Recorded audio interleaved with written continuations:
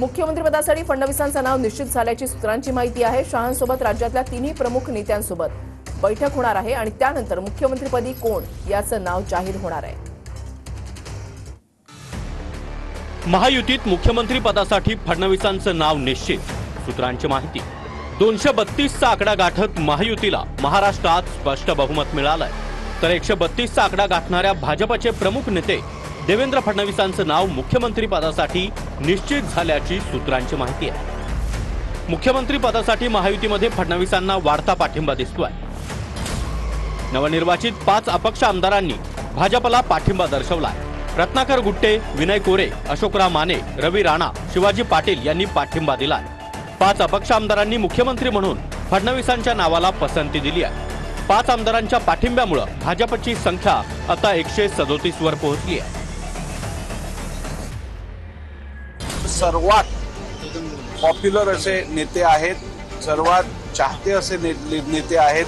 विधिमंडळातील बहुतांश आमदारांची इच्छा आहे की देवेंद्रजी या राज्याचं नेतृत्व करावं। त्यांनी देवेंद्र फडणवीस साहेब या राज्याचे मुख्यमंत्री झाले पाहिजेत, कारण शेवटी राज्य चालवत असताना एका बाजूला प्रशासनावर पकड, प्रशासनाची समज आणि त्या ठिकाणी व्हिजनरी नेतृत्वाची आवश्यकता आहे, जे देवेंद्रजींकडे आहे।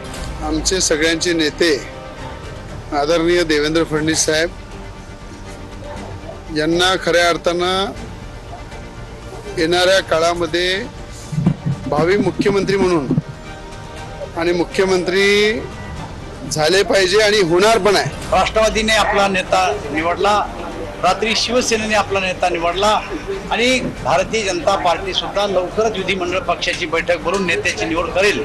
श्रेष्ठी पुढचा आदेश आम्हाला देतील आणि जो आदेश श्रेष्ठी देईल तो आमचा पुढचा मुख्यमंत्री राहील। तिन्ही पक्ष आपापले गटनेते निवडतील आणि महायुतीचा मुख्यमंत्री आज किंवा उद्यापर्यंत निश्चित होईल आणि त्या ठिकाणी देवेंद्र फडणवीसांचं नाव त्या ठिकाणी आहे। जनसामान्य भारतीय जनता पार्टीच्या राज्यातल्या कार्यकर्त्यांची आणि बहुतांश आमदारांची नक्कीच इच्छा आहे की सन्माननीय देवेंद्रजी या राज्याचे मुख्यमंत्री बनावे आणि त्यांच्या नेतृत्वामध्ये आम्ही कार्यक्षम राहू। माझ्या कार्यकर्त्यांचं असेल की माझ्या मतदारसंघातल्या जनतेचं असेल, जनामनात ज्यांनी काम केलंय, ज्यांनी महाराष्ट्राचा मुख्यमंत्री असताना 5 वर्ष विकास केलाय आणि लाडकी बहीण योजना ज्यांनी यशस्वीपणे राबवली, असं सर्वसामान्यांचे देवाभाऊ हे महाराष्ट्राचे मुख्यमंत्री व्हावे। आज जे यश मिळालेलं आहे ते तिन्ही पक्षाचं जे कॉम्बिनेशन होतं, एकमेकांमध्ये असलेला समन्वय होता, तो समन्वय चांगला होता म्हणून निवडून आलेला आहे। त्यामुळे